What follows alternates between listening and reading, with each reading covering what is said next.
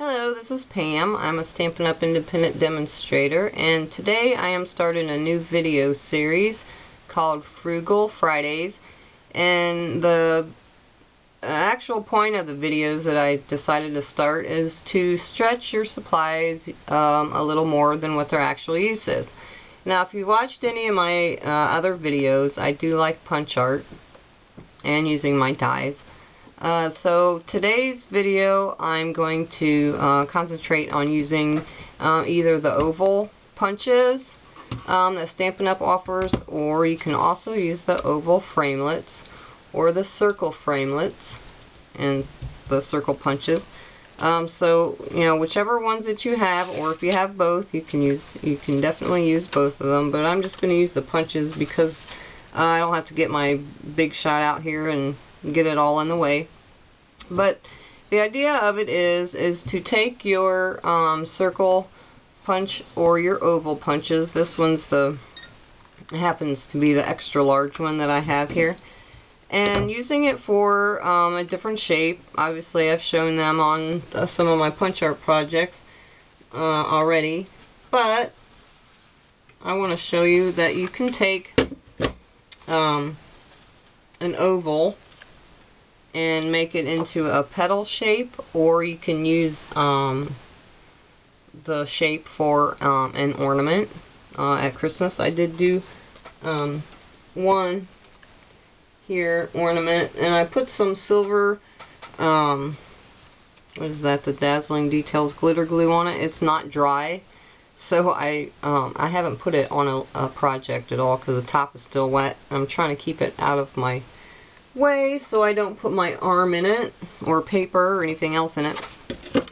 So what you need to do is just take your punch, and I'm going to do a petal, a green petal, so, or not a petal, a leaf, because if you have flower punches, which I have a few, this is the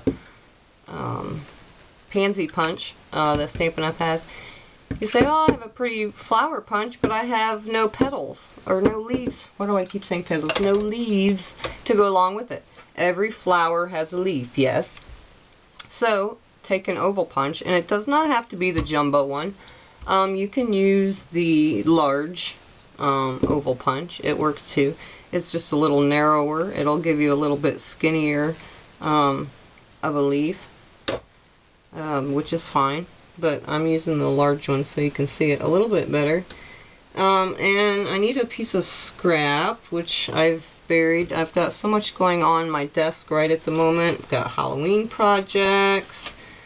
I have my Upline Hollies class projects going. I just have all kinds of stuff. But anyways, take your scrap piece of paper and put a little piece of snail on there and use your as a handle, as I've shown before in my punch art videos. So you can slide it in there and slide it in, and depending on what, you can make a real skinny leaf, just put it in there wherever you want, and try to get it centered, because sometimes if you don't get it centered it will be a little lopsided, but it doesn't matter.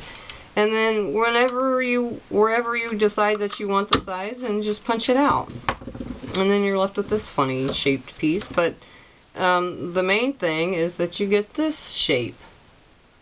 Now, I'm not sure exactly the mathematical term for this pointed oval shape, but you could use that for all different sorts of things, and it definitely makes a nice leaf for a flower.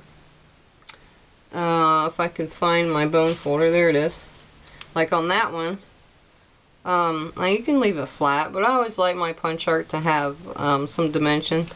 So I just take the bone folder and bend it a little bit, and then what I did for that one is this end I folded that direction, and then I just turned around, flipped it actually, made it go the other way. So one end goes up and one end goes down that way.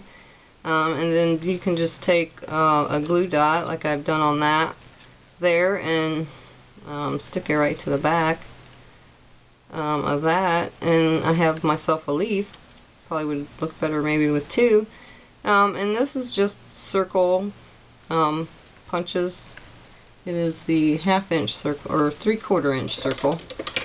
The 3/4 inch circle punch, yep. And just used my end of my bone folder and kind of smushed those in and made a little flower out of that. But like I said, if you have the punch, you can definitely make leaves of any size with that.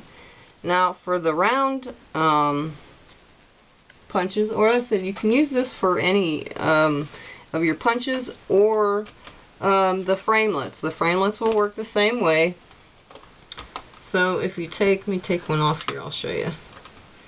So your circle framelit cuts to the inside, because that's where the cutting line is there. It's to the inside of the, these are the Sizzix for Stampin' Up framelits. Some of the other manufacturers, they might, you know, cut your edge to the outside, but these ones go to the inside. So whenever you would put it on your piece of paper and die cut that out, you would get your die cut circle, and then when you put it back into your machine, you would just slide it. It's kind of odd to see because I don't have a circle cut out. Here's an example here. This one is cut from a punch, paper punch, but as I say, it's the same size. Slide it over, so when you die cut it again, you can get another shape with it. You can make it, you know, you don't even have to have an oval. You can make a somewhat of an oval with a circle one. So there's all kinds of different ways you can manipulate each of these shapes, circles, or your ovals, to get different, I don't even know what those shapes are called, to get the pointed ovals. And then the circles, kind of the same way. I just showed you with that one. I'm going to use some of the silver glimmer paper. Now this is the stuff that they offered last year.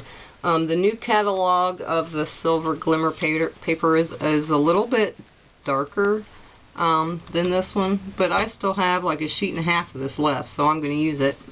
But I'm going to show you the circles. Make a shape with that. So just put your circle punch in there. This is the 1 inch, I think. Yeah, this is the 1 inch. And get that shininess out of the way. And you can do a couple. I think I'll just do one for the sake of time on the video. Get my little handle back out and stick that back down into the back side of it, because I don't think it won't stick to the top of it too well with that silver. But slide it back in there, and I think I'm gonna make these for a tag. Make some little Christmas baubles. Let's see. Yeah, so just slide it in there whatever size you want, and then punch again. That would make a cute moon. See, moon card. And then that the 1 inch circle made a real small one. That's a nice shape. And that would go perfect on a tag. This is made with the tag topper punch. You could put like 2 or 3 different ones. You could take, let's see, twine. You could use white twine. You could use a cherry cobbler and make your hanger. String for your hanger. You could tie that twine in a bow and put down there. And use a little stamp. I do have my Merry Christmas stamp. This is from, obviously can't see it. This is from the Teeny Tiny Wishes stamp set. So even though Stampin' Up doesn't put holiday, all true holiday stamps in the main catalogs anymore, there still are a few stamps that have Christmas and a couple Halloween in there, so definitely you could use those. So I'm gonna stamp real quick on this one and punch it out. And this is my old olive, and this is actually the old felt stamp pad. So if you hear me like pounding and pounding on it, the new stamp pads you don't have to do that with. All you have to do is just like tap tap real light, and that ink is on there. And I will do a video sometime later as to what I do with those ink pads, because it's not really a trick, it's just something I do with them, because when you get a new foam pad, ink pad from Stampin' Up, they are definitely full of ink. They are not dry at all. They actually, in my opinion, are too wet. But I'll share that some other time. And that's, I'll see, that fits perfectly with the word window punch. That sentiment. And see, that would make a really cute tag. Put one or two other of those. Could even use the 1/2 inch circle punch. I had it up here somewhere. The 1/2 inch circle, and make real small ones, and that would make a cute a tag with that circle, with the circle punch. Or you could use the framelit one. It's got a real tiny little circle in it. You get quite a few in this set. And then of course you get the scalloped one, which I have made shaped cards using the scallop on both the oval and the circle ones. And here's another one that I did with the oval. This is still wet. The glitter glue there is still wet. It doesn't quite show up as well on the this is the I want to say cranberry crisp. That's not it. I can't even think of that color right now. Isn't that horrible? I'm stuck on the cranberry crisp, and that is not it. Cherry cobbler. Cherry cobbler paper. I think you can still get this in the clearance rack. It is the coordinations paper. It's the sandable stuff, which is really cool when you emboss it and then use the sander on it. I love shopping the clearance rack. You can find all kinds of awesome things in there. But this is a little ornament that I made too out of the oval punch. So that's about all my tips for you today for the Frugal Friday. Using your circles and your ovals to get other shapes out of them, whether you use it on a flower or you can use it on your Christmas cards, which is coming up very soon. I'm not ready for that. I'll try to get a video every Friday for the Frugal Friday. I do have lots of other ideas. I have a really fun one next time. I'm going to use the little letter framelits that Stampin' Up just released in the new catalog. It's their alphabet set. I totally love alphabet dies. And this is Stampin' Up's release that they have. It's just the alphabets only. There are no numbers, but they're a good size. So I have a Frugal Friday tip for you next time using these, and the D in particular. So be on the lookout for that. So that one's next. And thanks for joining me today. And as always, I do have more projects always listed up on my blog. It is wearestampers.blogspot.com, and I will always have a link below the video. It's down there in the description. So if you want to see any more of my projects on my blog, just click on there. And thanks for watching. Bye.